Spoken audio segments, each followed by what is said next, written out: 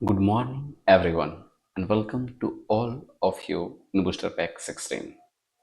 इस सीरीज के मैंने 15 वीडियो अपलोड कर चुका हूँ यूट्यूब पे।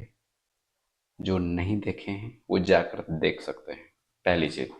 और booster pack latest released answer की के toughest questions, time consuming questions को स्मार्ट अप्रोच में डील करते हैं। तो ये बूस्टर पैक का इंट्रोडक्शन हुआ। जो देख रहे हैं उन्हें पता, लेकिन जिन्हें नहीं पता उसके लिए मैंने ये बता दिया, राइट। तो आज जो मैंने क्वेश्चंस लिए हैं, पहला क्वेश्चंस रीजनिंग का है, राइट। पजल्स हैं, इसको फिक्स कैसे करते हैं, इसको सेट कैसे करते हैं वो बताएंगे। पॉसिबिलिटी क्या होती है, फिक्स्ड कंडीशंस क्या होता है, वो इसमें डील करेंगे। सेकंड, मेंसुरेशन का क्वेश्चन है, इजी है बट लिया है इसलिए ताकि जब तक आप लास्ट लाइन नहीं पढ़ोगे ना तो यहाँ पर मिस्टेक हो सकती है, बट इजी क्वेश्चन है। अगेन पजल्स का क्वेश्चंस, इसमें भी पॉसिबिलिटी आपको ड्रॉ करनी पड़ेगी और फिक्स्ड ड्रॉ करनी पड़ेगी, उसके बाद ही ये क्वेश्चंस बन पाएगा, राइट। क्वेश्चंस नंबर 4, ये इजी है बट जिन्हें डेफिनेशन नहीं पता वे फंस सकते हैं, राइट। तो अगेन इजी, ये भी क्वेश्चन इजी है बट वही लास्ट लाइन का की पॉइंट आज हमें ये बताना है कि अच्छा, जब तक आप लास्ट लाइन तक नहीं जाते क्वेश्चंस पूछ क्या रखा है तो वो आपको गलती करा देगा। तो ये क्वेश्चंस लेने का मकसद सिर्फ ये था, मतलब आज इजी मानो लेकिन दो क्वेश्चंस अच्छे हैं पजल्स वाले। और जो पहले से वीडियो को फॉलो कर रहे हैं, क्लास को फॉलो कर रहे हैं, तो उनसे वो पजल्स भी हो जाएंगे, क्योंकि उन्हें मैं बता चुका हूँ कि उसे कैसे किया जाना चाहिए। तो ये तो 5 क्वेश्चंस हैं, बस लास्ट क्वेश्चन है ये। आपको क्वेश्चंस दिखा दिया। आपसे यदि स्मार्ट अप्रोच में हो जाते हैं तो आप स्किप करके जा सकते हो। और जाने से पहले एक बात, जिनके लिए फायदेमंद है उन्हें आप बता सकते हो, that's it. So question number 1 पे चलते हैं और उसको डिस्कशंस करते हैं। सबसे पहले यार इसका हिंदी नहीं हो पाया, हम इंग्लिश में बट समझाते हैं, ठीक है। कि 5 बंदा है, OPQRST एंड U, उनका एग्ज़ाम सोमवार से लेकर रविवार तक है। एस का एग्ज़ाम वेडनेसडे को है। आर का exam one of the days after P, यानी पी के बाद है आर का एग्ज़ाम, ठीक है। और टी का जो एग्ज़ाम है, T has an exam on one of the days before Q, मतलब टी का एग्ज़ाम क्यू से पहले है। तो सीधा आते हैं सॉल्यूशन पे। ये रहा solution. Monday, Tuesday, Wednesday, Thursday, Friday, Saturday और संडे, ऐसा ही एक रफ सीट पे वहाँ पे लिखनी है, राइट। तो एक बात बताओ, पहले मैं क्या ड्रॉ करता था कि पॉसिबिलिटी वाली चीज़ें आप इस साइड ड्रॉ कर लेना, फिक्स्ड वाली चीज़ इस साइड ड्रॉ कर लेना, और इसके अलावे भी आपको ज़रूरत पड़ेगी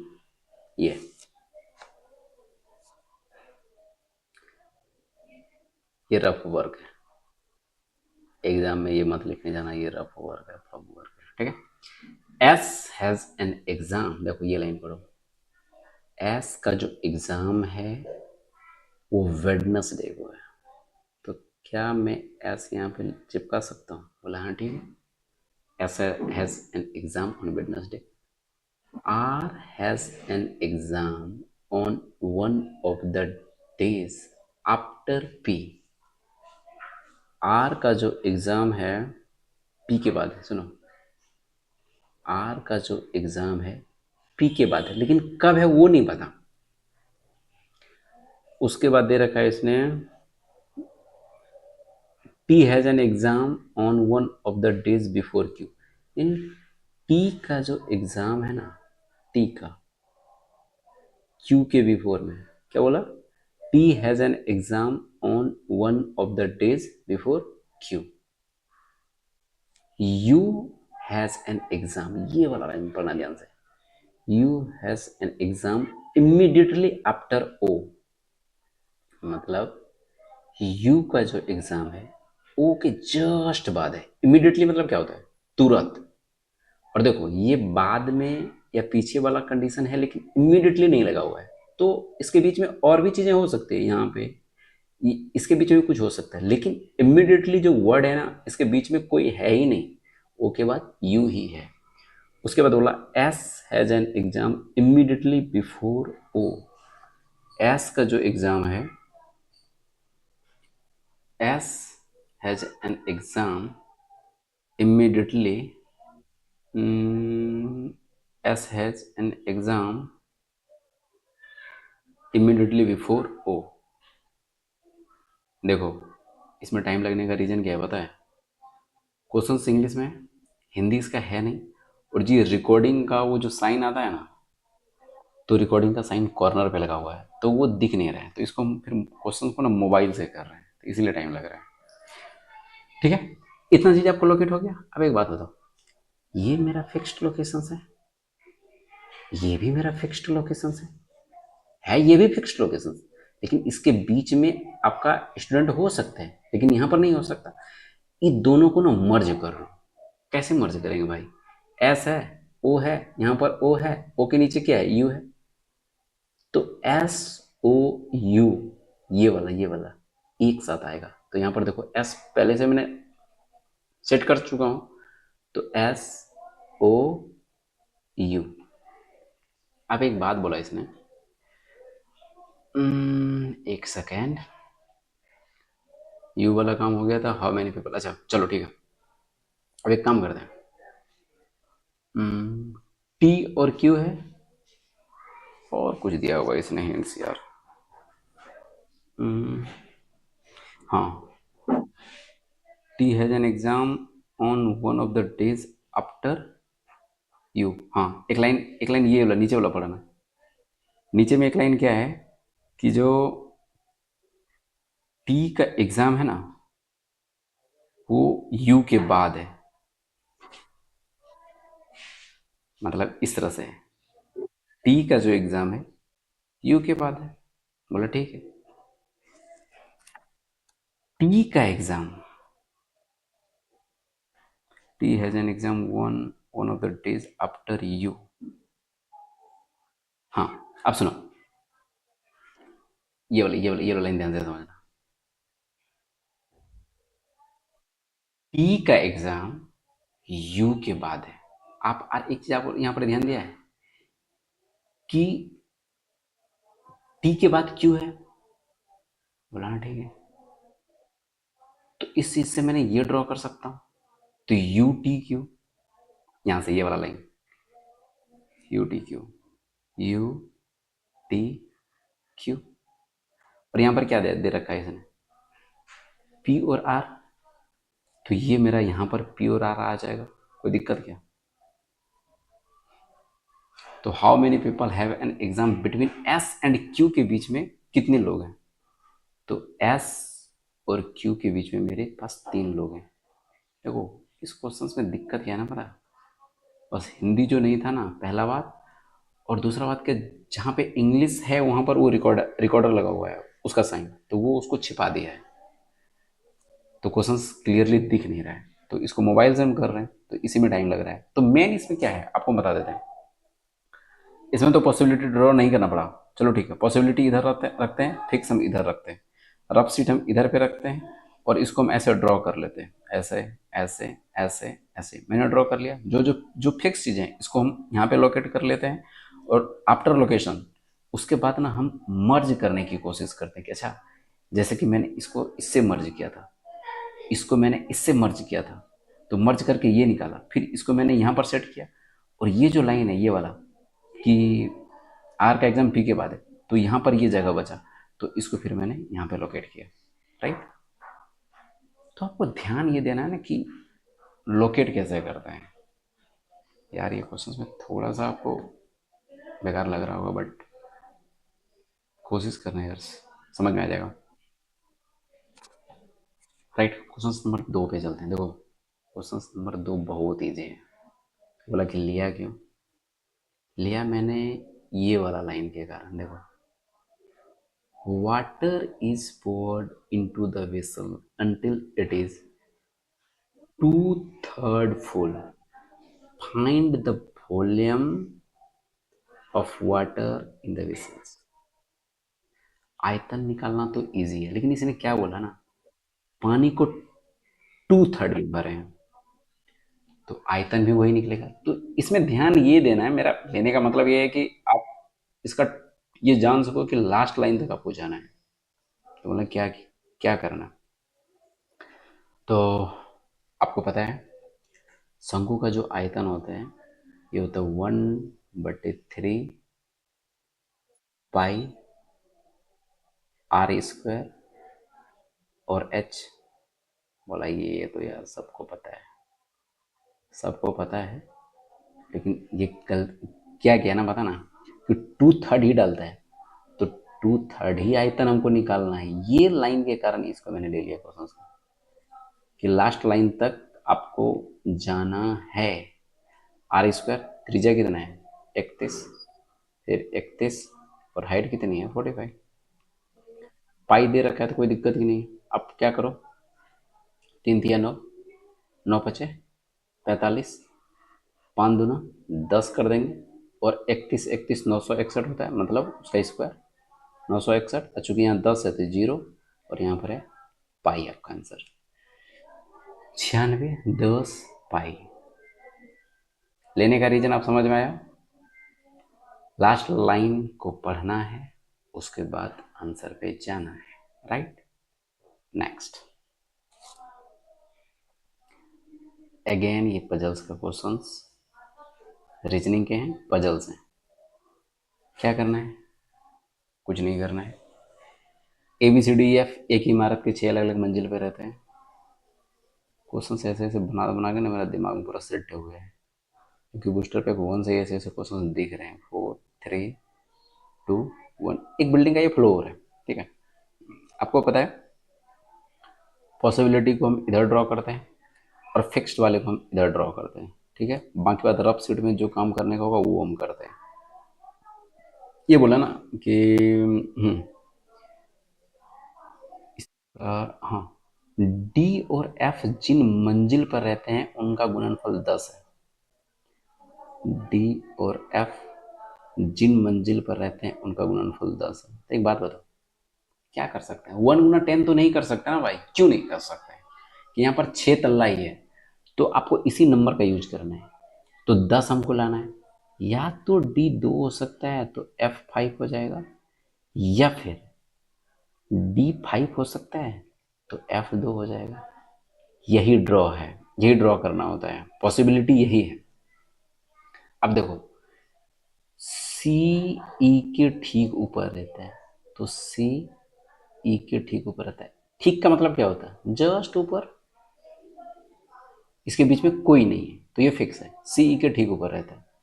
बी और डी जिन मंजिल पर रहते हैं उनका योग 11 है। आप सुनो ध्यान से, यही है सब कुछ मेन कहानी। एक बात बताओ, बी और डी जिन मंजिल पर रहते हैं उनका गुणनफल 11 है। अब इस कंडीशंस को आपको यहां से कंपैरिजन करना है। क्यों कंपैरिजन करना है? क्योंकि डी यहां पर भी है और डी यहां पर भी है। तो बोला हाँ ठीक है। तो डी को क्या आप 2 ले सकते हो? डी 2 लोगे तो बी 9 हो जाएगा, और 9 तल्ला तो मेरे पास है नहीं। तो डी को हम क्या ले सकते हैं? डी को हम लेंगे, ये वाला काटना पड़ रहा है। क्यों काटना पड़ रहा है? क्योंकि डी यदि 2 लेंगे तो बी 9 लेना पड़ेगा। ओके, तो डी मैंने लिया 5, डी 5 लिया, बी ऑटोमेटिक 6 हो जाएगा। समझ रहे हो? अब सुनो, डी को मैंने 5 लिया, यहां से डी को मैंने 5 लिया, डी को मैंने 5 लिया, तो बी ऑटोमेटिक 6 हो जाएगा, तो यहां पर बी आ जाएगा। बोला ठीक है, कोई दिक्कत नहीं है। और एफ कितना हो जाएगा? चूंकि 10 बोला था तो एफ 2 पर आ जाएगा, एफ 2 पर आ जाएगा। अब एक लाइन ये वाला देखो, ये वाला ड्रॉ करना कितना जरूरी है समझ लेना। कि सी ई के ठीक ऊपर रहता है। क्या सी को हम इधर रख सकते हैं? सी और ई को नहीं रख सकते। क्यों नहीं रख सकते? क्योंकि ठीक ऊपर का मतलब है कि बीच में कोई आदमी नहीं है। तो जब भी सी और ई आएगा तो ये साथ में आएगा। बोला ठीक है, सी और ई को यहाँ फंसा दो। कौन बच गया? ये फिक्स के चक्कर में इस पे कंफ्यूज मत कर जाना भाई। चलो ए बच गया, ए को मैंने यहाँ पे रख दिया। तो बताओ, क्वेश्चन है ए और ई के बीच कितने व्यक्ति रहते हैं? ए और ई के बीच मात्र एक व्यक्ति एफ रहता है और इसका आंसर 1 है। एक व्यक्ति रहता है और इतना दिमाग का दही करता है। तो हाँ, इसमें मेन मकसद ये था ना मेरा कि आपको पॉसिबिलिटी ड्रॉ करनी है, रफ शीट पर ये चीज़ें करनी है, ठीक है। आपको कंपेयर करना है, उसके बाद सेट करना है। जो एग्ज़ाम देके आए हैं ना, उनसे पूछना कि क्वेश्चंस हुआ था या नहीं हुआ था, या फिर ये क्या डिमांड करता है, आपको भी पता है, राइट। सो नेक्स्ट पे चलते हैं।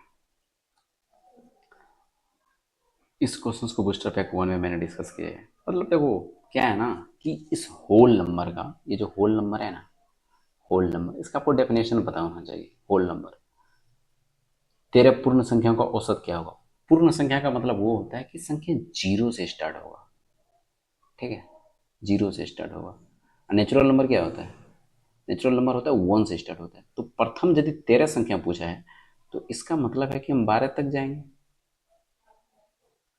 क्योंकि 1 से लेकर 12 तक 12 अंक और एक जीरो शामिल हो गया, क्योंकि पूर्ण संख्या जीरो से स्टार्ट होता है।